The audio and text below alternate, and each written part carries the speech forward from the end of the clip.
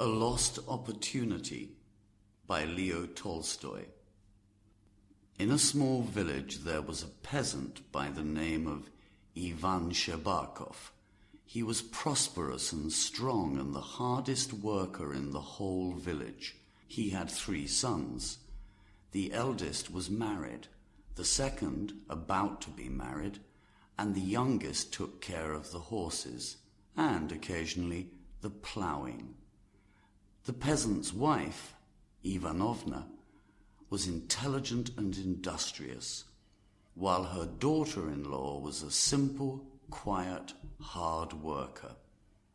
There was only one person in the house who did no work, and that was Yvonne's father, a very old man who, for 7 years, had suffered from asthma and spent most of his time lying near the fire.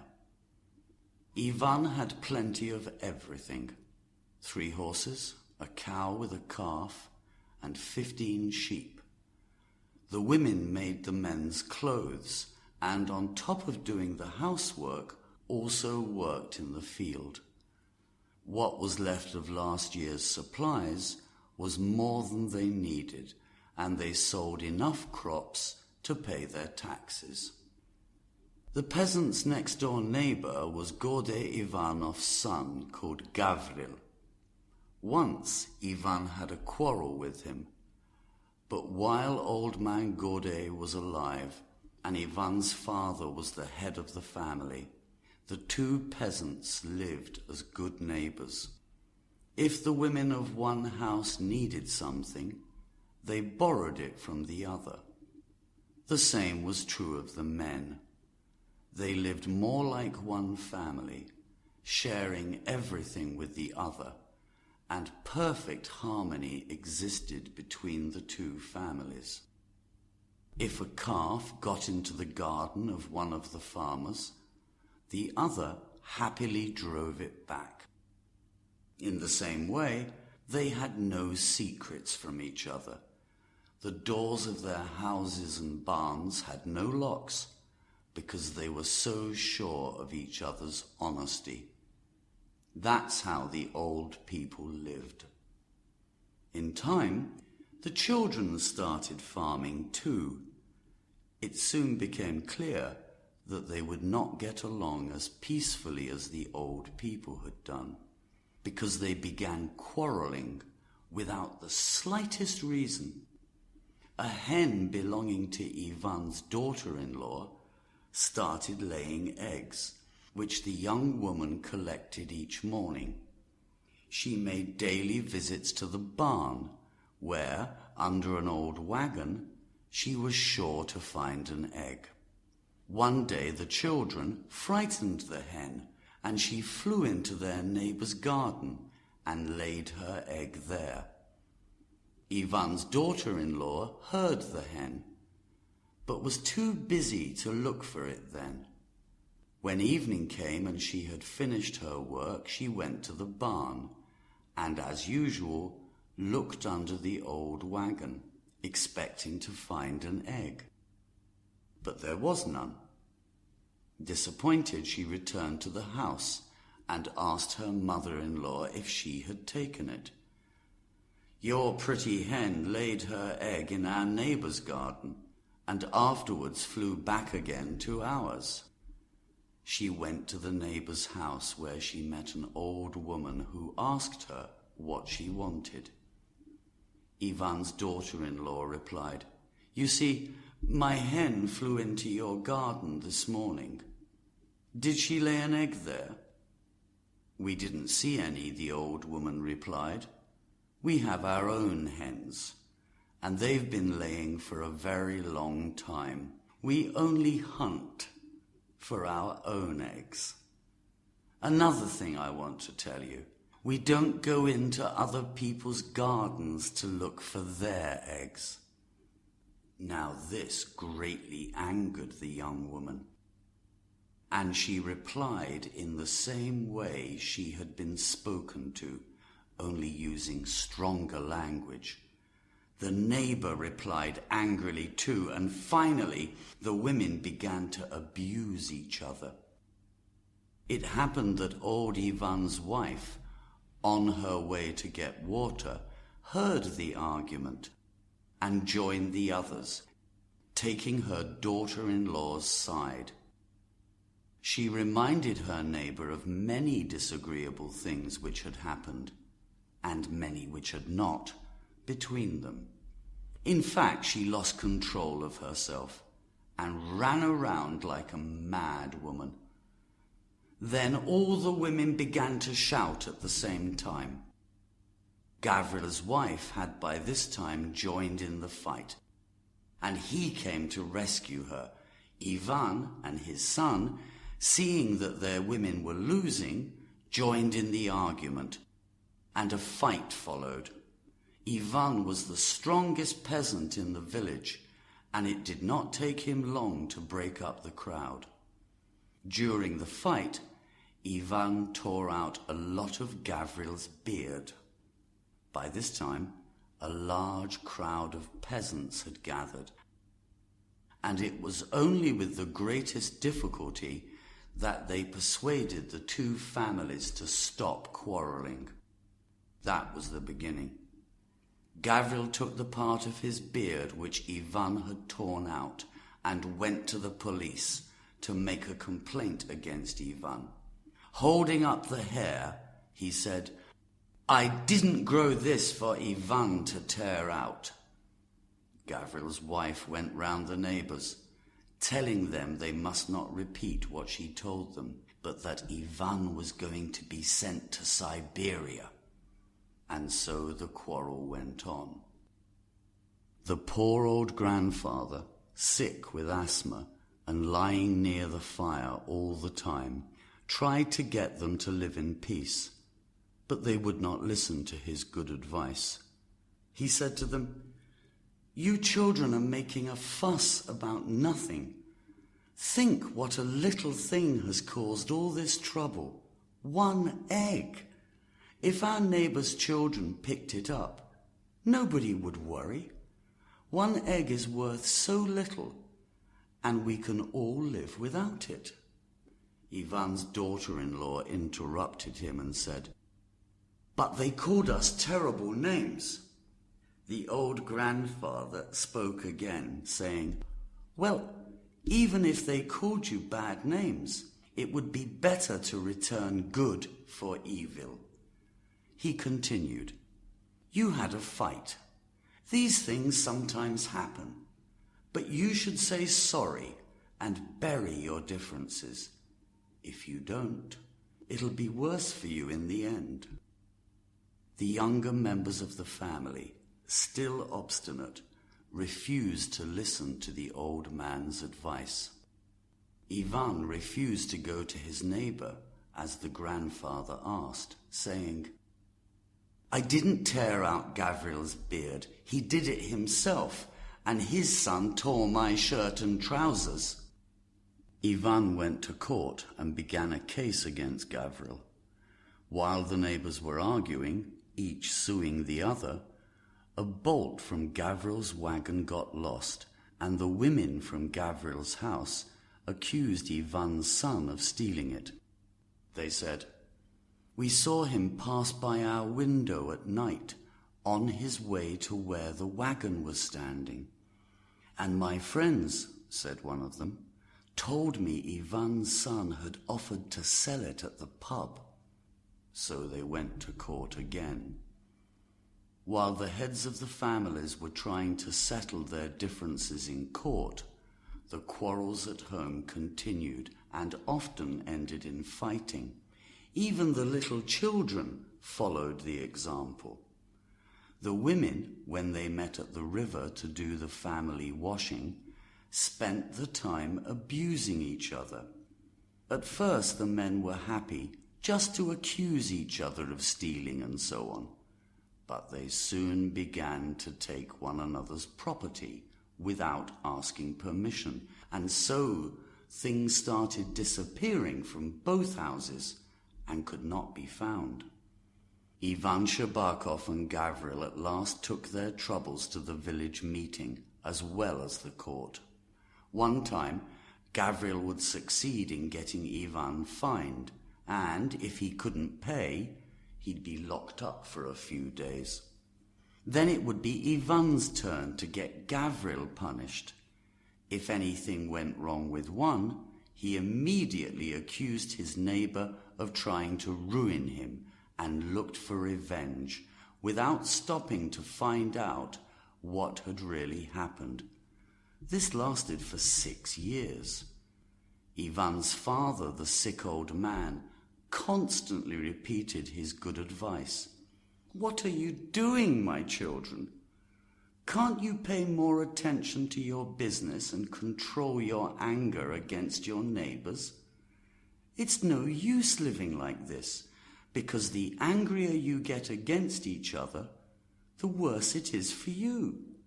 Again, though, nobody listened to the old man. At the beginning of the 7th year, a daughter-in-law of Yvonne's was at a wedding where she openly accused Gavril of stealing a horse. Gavril was in no mood to forgive this, and he hit the woman so hard that she had to stay in bed for more than a week. She was so ill, they thought she might die. Yvonne, glad of a new opportunity to complain about his neighbour, made a complaint at the courthouse, this time hoping to get rid of Gavril by having him sent to Siberia. But the court would not consider it, because by that time the injured woman was walking about, and as well as ever. So Yvonne, not satisfied with the decision, had the case moved to the court, where he used every possible means to win the case. He gave presents to the mayor and his secretary, and got a guilty verdict against Gavril. The sentence was that Gavril was to be beaten on his bare back, and the punishment was to take place in public, outside the courthouse. When Yvonne heard the sentence, he looked at Gavril to see what effect it would have on him. Gavril turned very white when he heard he was to be treated with such indignity, and left the room without a word. Yvonne followed him out, and as he reached his horse, he heard Gavril saying, "Very well, my back will burn, but something will burn in Yvonne's house before long." Yvonne immediately returned to the court, and going up to the judges said, "He's threatening to burn my house and everything in it." A messenger was sent to look for Gavril, who was soon found and again brought to the judges. "Is it true," they asked, "that you said you'd burn Yvonne's house and everything in it?" Gavril replied, "I did not say anything of the kind. You can beat me, but it seems that only I have to suffer for the truth, while he," pointing to Yvonne, "is allowed to do and say what he pleases." Gavril wanted to say something more, but the words refused to come, and so he turned his face towards the wall in silence.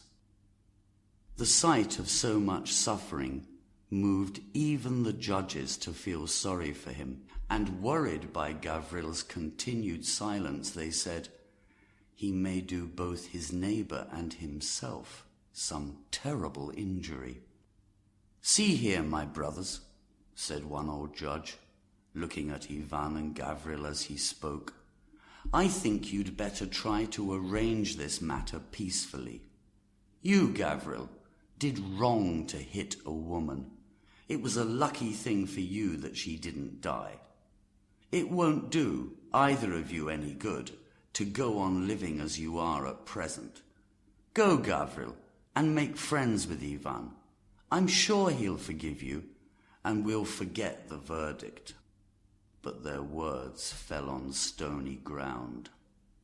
"I'm 50 years old," said Gavril, "and have a married son, and even when I was a child my father never beat my back, but now I'm forced to suffer the shame of a public beating. Well, he'll remember this. It was a long way from the court to the homes of the two neighbours, and Yvonne arrived late. The women had already gone out for the cattle, and he found no one there. The men had not yet returned from the field, so that everything was quiet.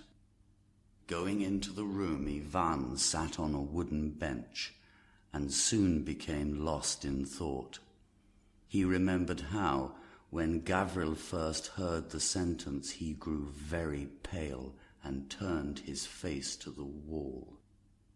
Yvonne thought of the disgrace he had brought on Gavril, and wondered how he would feel if he had to suffer the same sentence. His thoughts were interrupted by his father's coughing. The old man, seeing Yvonne, sat on the bench beside him, looking at him as though ashamed. He continued to cough as he asked, "Well, did they sentence him?" "Yes, they sentenced him to a public beating," replied Yvonne. The old man sadly shook his head and said, "This is very bad, Yvonne. And what's the meaning of it all?" "It's very bad, but not so bad for Gavril as for you. How will this sentence help you?" "He won't hit a woman again," Yvonne replied. "What won't he do?" "He doesn't do anything worse than what you do all the time." This conversation made Yvonne very angry, and he shouted, "Well, what did he do? He beat a woman nearly to death, and now he threatens to burn my house." The old man said, "You, Yvonne, are strong and free to go wherever you please, while I've been lying for years next to the fire. You think you know everything, and that I know nothing. But you are still a child, and as such you can't see that a kind of madness controls your actions and blinds you. You always think about others' sins and forget your own. I know what Gavril did was wrong, but do you think that all the wrong in the world is the work of one man? No. It needs two people to do much evil in this world. You see only the bad in Gavril's character, but you are blind to the evil in your own." The old man, after a pause, continued, "Who tore Gavril's beard? Who dragged him into court? And yet you try to put all the blame on him. You're behaving very badly yourself, and for that reason you are wrong. I lived in peace with Gavril's father. All the time we were neighbours. We were always the best of friends." The old man went on, "You are a peasant and the head of the house, and so the responsibility for this trouble rests with you. What an example you set your wife and children by constantly quarrelling with your neighbour. Only a short time ago your little boy, Taraska, was swearing at his aunt Arina, and his mother only laughed at it. Is that right? You are to blame for all this. You say one unkind word to me, and I'll reply with two. You slap my face once, and I'll hit you twice. No, son. If anyone says an unkind word to you, it's better not to answer at all. But if you reply, speak politely, and his conscience will accuse him, and he will regret his unkindness to you. Aren't I right?" Yvonne remained silent, but his father's words went deep into his heart. The old man coughed and continued, "Think of all the money you've spent going to court and the time lost in going back and forth. And what have you got from it? Your sons are men now and are able to work for you. You can enjoy life and be happy. With the help of your children, you could become rich. But now your property, instead of increasing, is gradually getting smaller. And why? It's because of your pride. When you and your boys need to go to the field to work, your enemy calls you to court. Why did your crops fail this year? Weren't you quarreling with your neighbour instead of planting? You've just returned from the town where you have shamed your neighbour. You've got him sentenced, but in the end the punishment will fall on you. Oh, my child, it would be better for you to work on the farm and train your boys to be good farmers and honest men. Yvonne remained silent. The old father continued, "Take an old man's advice. Drive back to the court and withdraw all these complaints against your neighbour. Tomorrow, go to him, invite him to your house, forgive and forget, and advise your women and children to do the same." Yvonne felt easier in his heart as he thought, "The old man speaks the truth." But he didn't know how to put his father's advice into practice.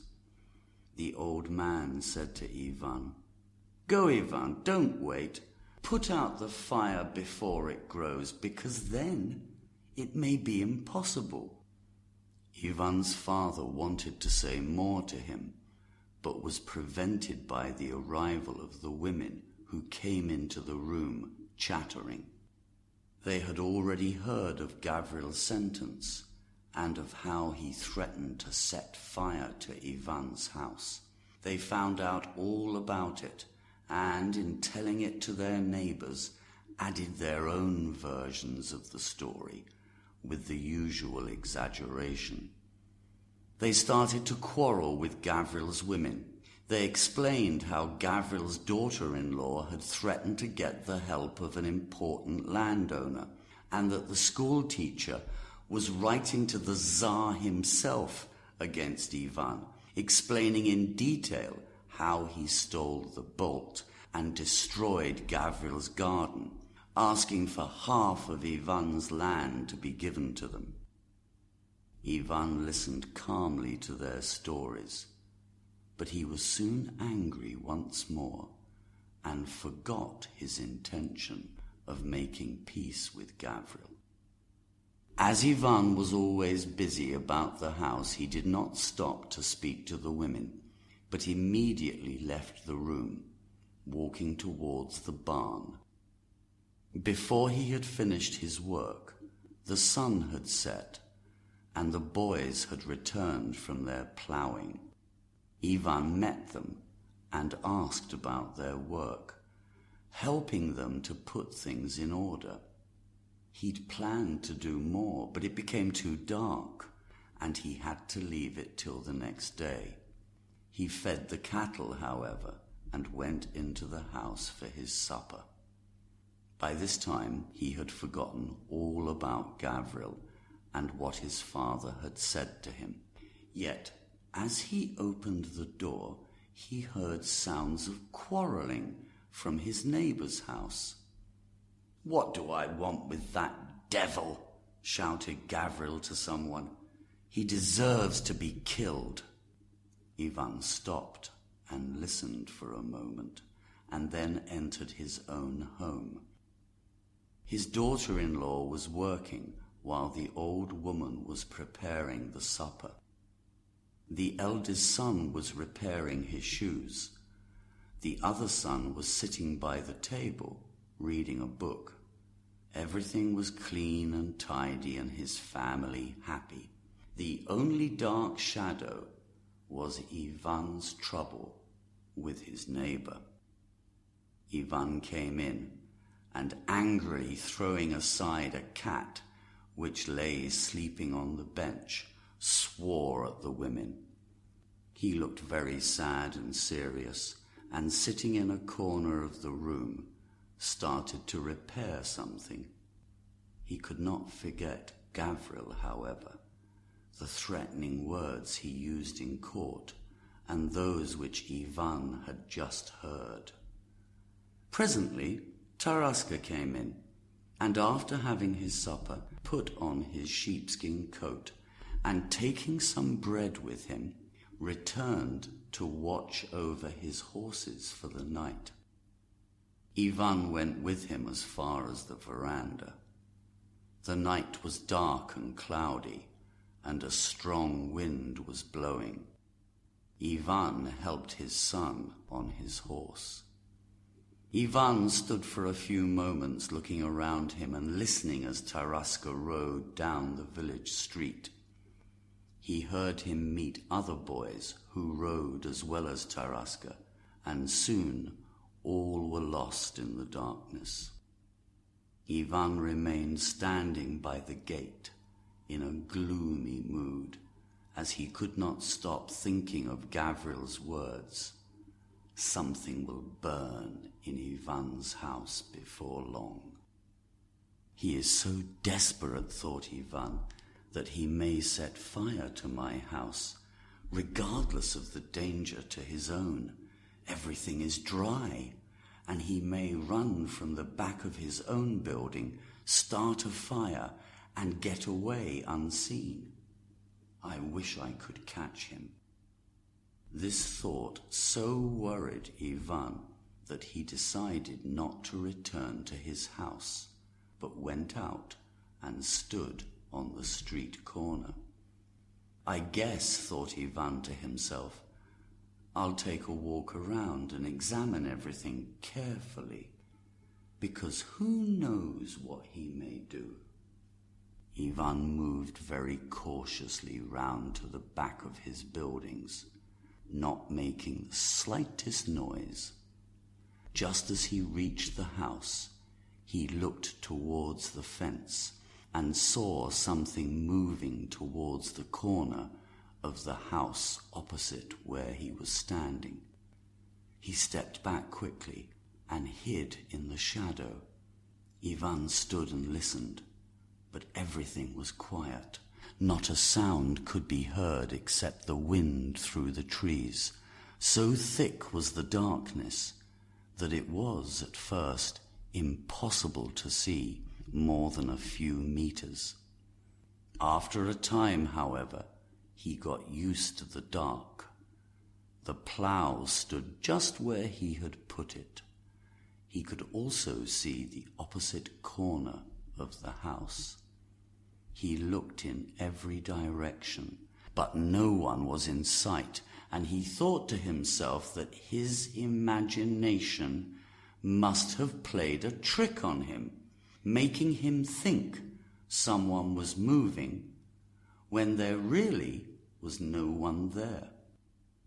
Still, Yvonne was not satisfied and decided to look around again. Again, he moved so cautiously that he could not hear even the sound of his own footsteps. He had removed his shoes so that he could move noiselessly. When he reached the corner of the barn, it again seemed to him that he saw something moving, this time near the plough, but it quickly disappeared. By this time, Yvonne's heart was beating very fast, and he was standing listening when a sudden flash of light lit up the spot, and he could clearly see a man with his back turned towards him, lighting some straw which he held in his hand.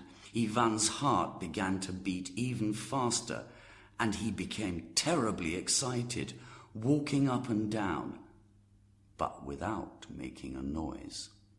Yvonne said, "Well, now he can't get away, because he'll be caught in the act." Yvonne had taken a few more steps when suddenly a bright light flamed up, but not in the same spot he had seen the man sitting. Gavril had lit the straw and, running to the barn, held it under the roof, which began to burn. By the light of the fire, he could see his neighbour standing.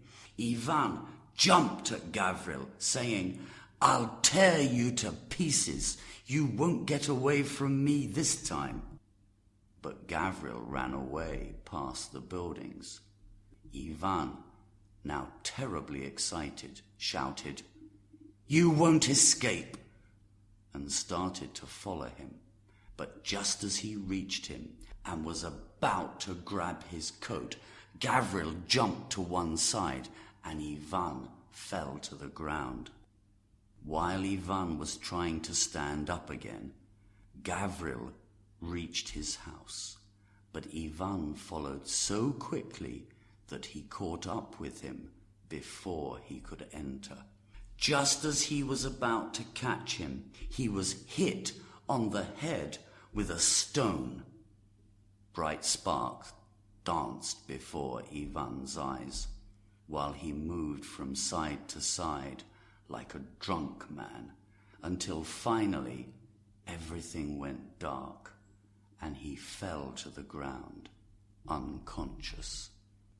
When he recovered, Gavril was nowhere to be seen, but everything around him was as light as day. Strange sounds came from the direction of his house, and, turning his face, he saw that his barns were on fire.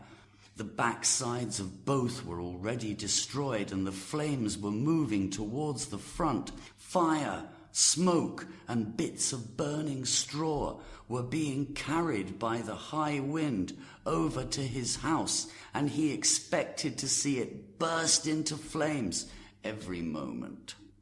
Yvonne cried out, "I should have stopped chasing him to put out the burning straw." Yvonne tried to warn his people, but his lips refused to move. He tried to run, but he couldn't. After several attempts, he managed to take 1 or 2 steps. When he again began to fall, it was some moments before he made another attempt. But after considerable effort, he finally reached the barn. The back of it was completely destroyed by this time, and the corner of his house had already caught fire. A crowd had gathered, but they found it impossible to save their homes, and so they carried everything to a place of safety. They drove the cattle into neighboring fields and left someone to care for them. The wind carried the sparks from Yvonne's house to Gavril's, and it caught fire and was destroyed as well. The wind continued to increase, and the flames spread to both sides of the street until, in a very short time, more than half the village was burned. Yvonne's family had great difficulty getting out of the burning building, but the neighbours rescued the old man and carried him to safety, while the women escaped in only their night clothes. Everything was burned, including the cattle and all the farm equipment. The women lost their clothes, which had taken years to buy or make. Not even the chickens survived. Gavril, however, was more fortunate than Yvonne and saved his cattle and a few other things. The village was burning all night. Yvonne stood near his home, gazing sadly at the burning building, and he kept constantly repeating to himself, "I should have taken away the burning straw." But when he saw his home fall in spite of the terrible heat, he jumped into the middle of it and carried out a burnt log. The women, seeing him, were afraid that he would lose his life and called to him to come back, but he would not pay any attention to them and went a second time to get a log. Still weak from the terrible blow on the head which Gavril had given him, he was overcome by the heat and fell into the middle of the burning house. Fortunately, his eldest son saw him fall and, rushing into the fire, managed to get hold of him and carry him out. Yvonne's hair, beard and clothing were entirely burnt off. His hands were also terribly injured, but he seemed indifferent to pain. Grief drove him mad, the people said. The fire was dying now, but Yvonne still stood where he could see it and kept repeating to himself, "I should have put out the burning straw." The morning after the fire, a villager sent his son to Yvonne to tell him that his father was dying and wanted to see him to say goodbye. In his grief, Yvonne had forgotten all about his father and could not understand what was said to him. In a dazed way, he asked, "What father?" The man again repeated his father's message to Yvonne. "Your father is at our house, dying, and he wants to see you. Won't you come now, Uncle Yvonne?" the boy said. Finally, Yvonne understood and followed the man. When Yvonne's father was carried from the fire, he was slightly injured by burning straw falling on him just as he reached the street. He was taken to a villager's house, far away from his home, where it was safe. When Yvonne arrived, the old man was lying on a bench, holding a lighted candle in his hand, waiting to die. Hearing a noise, he turned his face towards the door, and when he saw it was his son, he tried to move. He whispered, "Well, Yvonne, didn't I tell you before what would happen? Who set the village on fire?" "He did it. I caught him. I saw him put the burning straw in the barn. Instead of running after him, I should have taken the straw away, and then there would have been no fire." "Yvonne," said the old man, "I am dying. Remember, you will also have to die. Who did this dreadful thing? Whose mistake was it?"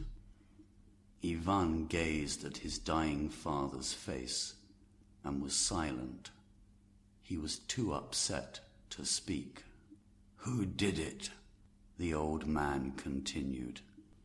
It was only now that the truth began to dawn on Yvonne, and that he realized how stupidly he had behaved.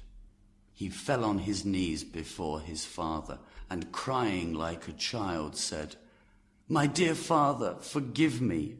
I am the guilty one." "What are you going to do now?" replied the old man, "now that you have no home?" Yvonne cried and said, "I don't know how we'll live now." The man closed his eyes and made a movement with his lips. Slowly opening his eyes, he whispered, "You will be happy and prosperous again." The old man was now silent for a while, and then, smiling sadly, he continued, "See here, Yvonne, don't speak about this trouble, and do not tell anyone who set the village on fire. Forgive one sin of your neighbours, and God will forgive 2 of yours." Taking the candle with both hands, Yvonne's father passed quietly away. Yvonne for once accepted his father's advice.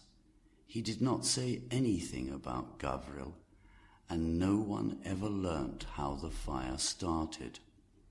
Yvonne felt better about his old enemy, thinking that much of the fault was his own.